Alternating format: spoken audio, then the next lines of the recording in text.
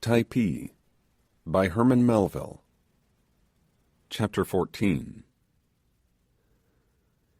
In the course of a few days, Toby had recovered from the effects of his adventure with the Happar warriors, the wound on his head rapidly healing under the vegetable treatment of the good Tinor. Less fortunate than my companion, however, I still continued to languish under a complaint the origin and nature of which were still a mystery. Cut off as I was from all intercourse with the civilized world, and feeling the inefficiency of anything the natives could do to relieve me, knowing too that so long as I remained in my present condition it would be impossible for me to leave the valley, whatever opportunity might present itself, and apprehensive that ere long we might be exposed to some caprice on the part of the islanders, I now gave up all hopes of recovery, and became a prey to the most gloomy thoughts. A deep dejection fell upon me, which neither the friendly remonstrances of my companion, the devoted attentions of Kory Kory, nor all the soothing influences of Fayaway could remove. One morning as I lay on the mats in the house, plunged in melancholy reverie, and regardless of everything around me, Toby, who had left me about an hour, returned in haste, and with great glee told me to cheer up and be of good heart, for he believed, from what was going on among the natives, that there were boats approaching the bay. These tidings operated upon me like magic. The hour of our deliverance was at hand, and starting up I was soon convinced that something unusual was about to occur. The word "Boti, Boti" was vociferated in all directions, and shouts were heard in the distance, at first feebly and faintly, but growing louder and nearer at each successive repetition, until they were caught up by a fellow in a coconut tree a few yards off, who, sounding them in turn, they were reiterated from a neighbouring grove, and so died away gradually from point to point, as the intelligence penetrated into the farthest recesses of the valley. This was the vocal telegraph of the islanders, by means of which condensed items of information could be carried in a very few minutes from the sea to their remotest habitation, a distance of at least 8 or 9 miles. On the present occasion it was in active operation, one piece of information following another with inconceivable rapidity. The greatest commotion now appeared to prevail. At every fresh item of intelligence the natives betrayed the liveliest interest, and redoubled the energy with which they employed themselves in collecting fruit to sell to the expected visitors. Some were tearing off the husks from coconuts, some perched in the trees were throwing down breadfruit to their companions, who gathered them into heaps as they fell, while others were plying their fingers rapidly in weaving leafen baskets in which to carry the fruit. There were other matters too going on at the same time. Here you would see a stout warrior polishing his spear with a bit of old tapa, or adjusting the folds of the girdle about his waist, and there you might descry a young damsel decorating herself with flowers, as if having in her eye some maidenly conquest, while, as in all cases of hurry and confusion in every part of the world, a number of individuals kept hurrying to and fro, with amazing vigour and perseverance, doing nothing themselves, and hindering others. Never before had we seen the islanders in such a state of bustle and excitement, and the scene furnished abundant evidence of the fact that it was only at long intervals any such events occur. When I thought of the length of time that might intervene before a similar chance of escape would be presented, I bitterly lamented that I had not the power of availing myself effectually of the present opportunity. From all that we could gather, it appeared that the natives were fearful of arriving too late upon the beach, unless they made extraordinary exertions. Sick and lame as I was, I would have started with Toby at once, had not Kory Kory not only refused to carry me, but manifested the most invincible repugnance to our leaving the neighbourhood of the house. The rest of the savages were equally opposed to our wishes, and seemed grieved and astonished at the earnestness of my solicitations. I clearly perceived that while my attendant avoided all appearance of constraining my movements, he was nevertheless determined to thwart my wish. He seemed to me on this particular occasion, as well as often afterwards, to be executing the orders of some other person with regard to me, though at the same time feeling towards me the most lively affection. Toby, who had made up his mind to accompany the islanders if possible, as soon as they were in readiness to depart, and who for that reason had refrained from showing the same anxiety that I had done, now represented to me that it was idle for me to entertain the hope of reaching the beach in time to profit by any opportunity that might then be presented. "Do you not see," said he, "the savages themselves are fearful of being too late, and I should hurry forward myself at once, did I not think that if I showed too much eagerness I should destroy all our hopes of reaping any benefit from this fortunate event. If you will only endeavour to appear tranquil or unconcerned, you will quiet their suspicions, and I have no doubt they will then let me go with them to the beach, supposing that I merely go out of curiosity. Should I succeed in getting down to the boats, I will make known the condition in which I have left you, and measures may then be taken to secure our escape." In the expediency of this I could not but acquiesce, and as the natives had now completed their preparations, I watched with the liveliest interest the reception that Toby's application might meet with. As soon as they understood from my companion that I intended to remain, they appeared to make no objection to his proposition, and even hailed it with pleasure. Their singular conduct on this occasion not a little puzzled me at the time, and imparted to subsequent events an additional mystery. The islanders were now to be seen hurrying along the path which led to the sea. I shook Toby warmly by the hand, and gave him my peta hat to shield his wounded head from the sun, as he had lost his own. He cordially returned the pressure of my hand, and solemnly promising to return as soon as the boats should leave the shore, sprang from my side, and the next minute disappeared in a turn of the grove. In spite of the unpleasant reflections that crowded upon my mind, I could not but be entertained by the novel and animated sight which now met my view. One after another the natives crowded along the narrow path, laden with every variety of fruit. Here you might have seen one who, after ineffectually endeavouring to persuade a surly porker to be conducted in leading strings, was obliged at last to seize the perverse animal in his arms, and carry him struggling against his naked breast, and squealing without intermission. There went two, who at a little distance might have been taken for the Hebrew spies on their return to Moses with the goodly bunch of grapes. One trotted before the other at a distance of a couple of yards, while between them, from a pole resting on their shoulders, was suspended a huge cluster of bananas, which swayed to and fro with a rocking gait at which they proceeded.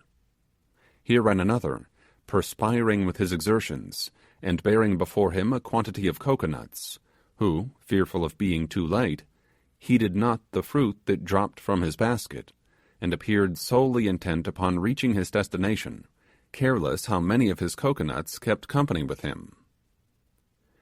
In a short time the last straggler was seen hurrying on his way, and the faint shouts of those in advance died insensibly upon the ear. Our part of the valley now appeared nearly deserted by its inhabitants, Kory Kory, his aged father, and a few decrepit old people being all that were left. Towards sunset, the islanders in small parties began to return from the beach, and among them, as they drew near to the house, I sought to descry the form of my companion. But one after another they passed the dwelling, and I caught no glimpse of him. Supposing, however, that he would soon appear with some of the members of the household, I quieted my apprehensions, and awaited patiently to see him advancing in company with the beautiful Fayaway. At last I perceived Tinor coming forward, followed by the girls and young men who usually resided in the house of Marheyo. But with them came not my comrade, and, filled with 1,000 alarms, I eagerly sought to discover the cause of his delay. My earnest questions appeared to embarrass the natives greatly.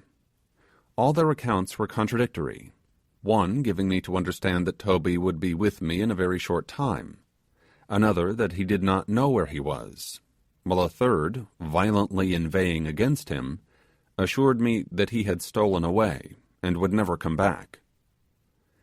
It appeared to me at the time that in making these various statements they endeavoured to conceal from me some terrible disaster, lest the knowledge of it should overpower me. Fearful lest some fatal calamity had overtaken him, I sought out young Fayaway, and endeavoured to learn from her, if possible, the truth. This gentle being had early attracted my regard, not only from her extraordinary beauty, but from the attractive cast of her countenance, singularly expressive of intelligence and humanity. Of all the natives, she alone seemed to appreciate the effect which the peculiarity of the circumstances in which we were placed had produced upon the minds of my companion and myself. In addressing me, especially when I lay reclining upon the mats, suffering from pain, there was a tenderness in her manner which it was impossible to misunderstand or resist. Whenever she entered the house, the expression of her face indicated the liveliest sympathy for me, and moving towards the place where I lay, with one arm slightly elevated in a gesture of pity, and her large glistening eyes gazing intently into mine, she would murmur plaintively, "Oha, oha, Tomo," and seat herself mournfully beside me. Her manner convinced me that she deeply compassionated my situation, as being removed from my country and friends, and placed beyond the reach of all relief. Indeed, at times I was almost led to believe that her mind was swayed by gentle impulses hardly to be anticipated from one in her condition, that she appeared to be conscious there were ties rudely severed, which had once bound us to our homes, that there were sisters and brothers anxiously looking forward to our return, who were perhaps never more to behold us. In this amiable light did Fayaway appear in my eyes, and reposing full confidence in her candour and intelligence, I now had recourse to her, in the midst of my alarm, with regard to my companion. My questions evidently distressed her. She looked round from one to another of the bystanders, as if hardly knowing what answer to give me. At last, yielding to my importunities, she overcame her scruples, and gave me to understand that Toby had gone away with the boats which had visited the bay, but had promised to return at the expiration of 3 days. At first, I accused him of perfidiously deserting me, but as I grew more composed, I upbraided myself for imputing so cowardly an action to him, and tranquilized myself with the belief that he had availed himself of the opportunity to go round to Nukuhiva, in order to make some arrangement by which I could be removed from the valley. At any rate, thought I, he will return with the medicines I require, and then, as soon as I recover, there will be no difficulty in the way of our departure. Consoling myself with these reflections, I lay down that night in a happier frame of mind than I had done for some time. The next day passed without any allusion to Toby on the part of the natives, who seemed desirous of avoiding all reference to the subject. This raised some apprehensions in my breast, but when night came, I congratulated myself that the second day had now gone by, and that on the morrow Toby would again be with me. But the morrow came and went, and my companion did not appear. Ah, thought I, he reckons 3 days from the morning of his departure. Tomorrow he will arrive. But that weary day also closed upon me, without his return. Even yet I would not despair. I thought that something detained him, that he was waiting for the sailing of a boat at Nukuhiva, and that in a day or two at farthest I should see him again. but day after day of renewed disappointment passed by. At last, hope deserted me, and I fell a victim to despair. Yes, thought I, gloomily, he has secured his own escape, and cares not what calamity may befall his unfortunate comrade. Fool that I was, to suppose that anyone would willingly encounter the perils of this valley, after having once got beyond its limits. He has gone, and has left me to combat alone all the dangers by which I am surrounded. Thus would I sometimes seek to derive a desperate consolation from dwelling upon the perfidy of Toby, whilst at other times I sunk under the bitter remorse which I felt as having by my own imprudence brought upon myself the fate which I was sure awaited me. At other times I thought that perhaps after all these treacherous savages had made away with him, and thence the confusion into which they were thrown by my questions, and their contradictory answers, or he might be a captive in some other part of the valley, or, more dreadful still, might have met with that fate at which my very soul shuddered. But all these speculations were vain. No tidings of Toby ever reached me. He had gone, never to return. The conduct of the islanders appeared inexplicable. All reference to my lost comrade was carefully evaded, and if at any time they were forced to make some reply to my frequent inquiries on the subject, they would uniformly denounce him as an ungrateful runaway, who had deserted his friend, and taken himself off to that vile and detestable place, Nukuhiva. But whatever might have been his fate, now that he was gone, the natives multiplied their acts of kindness and attention towards myself, treating me with a degree of deference which could hardly have been surpassed had I been some celestial visitant.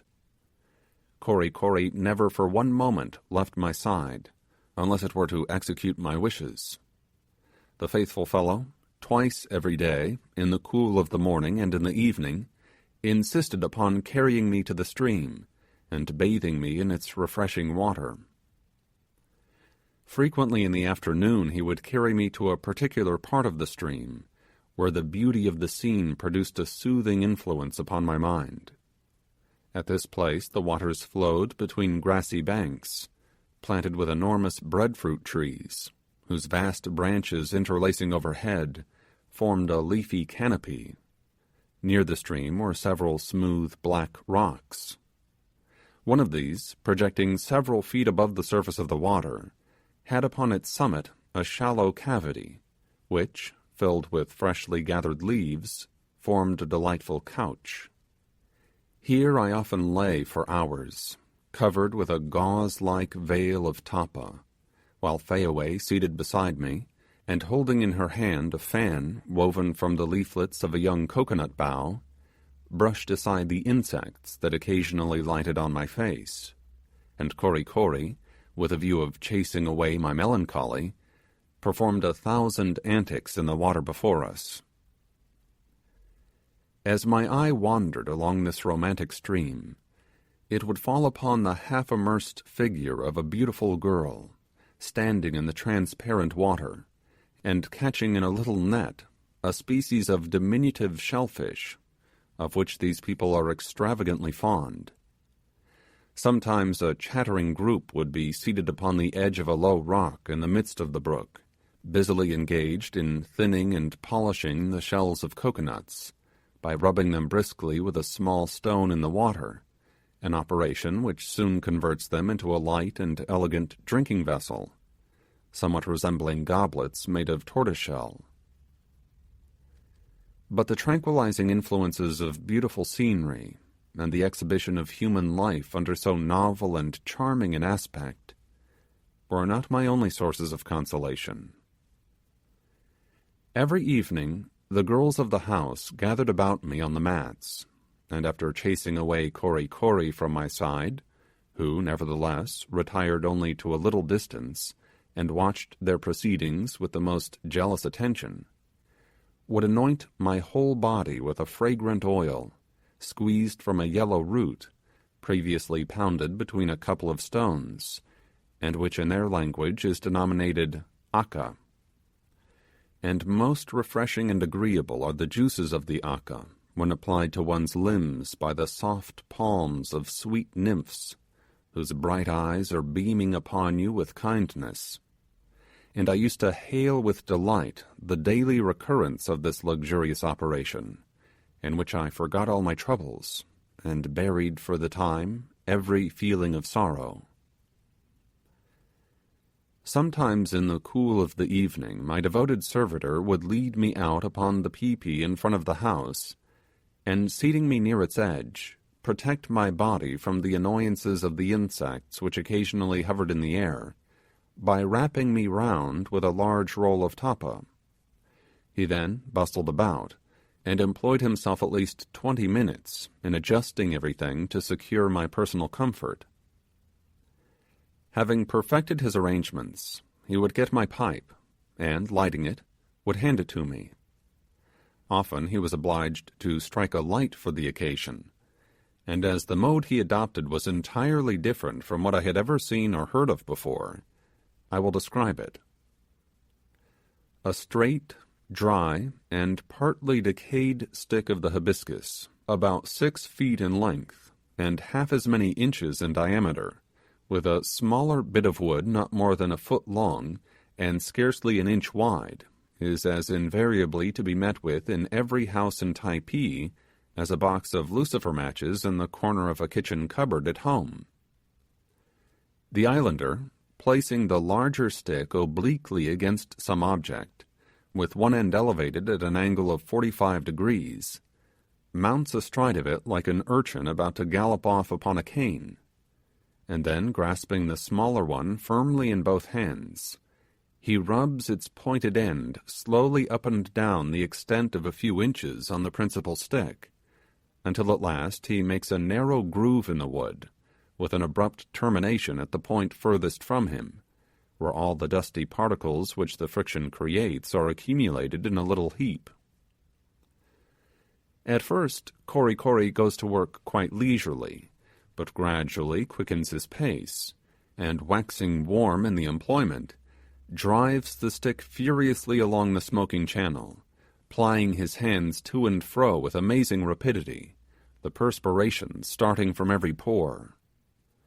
As he approaches the climax of his effort, he pants and gasps for breath, and his eyes almost start from their sockets with the violence of his exertions. This is the critical stage of the operation. All his previous labours are vain if he cannot sustain the rapidity of the movement until the reluctant spark is produced. Suddenly he stops, becomes perfectly motionless. His hands still retain their hold of the smaller stick, which is pressed convulsively against the further end of the channel among the fine powder there accumulated, as if he had just pierced through and through some little viper that was wriggling and struggling to escape from his clutches. The next moment, a delicate wreath of smoke curls spirally into the air, the heap of dusty particles glows with fire, and Kori Kori, almost breathless, dismounts from his steed. This operation appeared to me to be the most laborious species of work performed in Typee, and had I possessed a sufficient intimacy with the language to have conveyed my ideas upon the subject, I should certainly have suggested to the most influential of the natives the expediency of establishing a college of Vestals to be centrally located in the valley, for the purpose of keeping alive the indispensable article of fire, so as to supersede the necessity of such a vast outlay of strength and good temper as were usually squandered on these occasions. There might, however, be special difficulties in carrying this plan into execution. What a striking evidence does this operation furnish of the wide difference between the extreme of savage and civilized life. A gentleman of Typee can bring up a numerous family of children, and give them all a highly respectable cannibal education, with infinitely less toil and anxiety than he expends in the simple process of striking a light, whilst a poor European artisan, who, through the instrumentality of a Lucifer, performs the same operation in 1 second, is put to his wits' end to provide for his starving offspring that food which the children of a Polynesian father, without troubling their parent, pluck from the branches of every tree around them.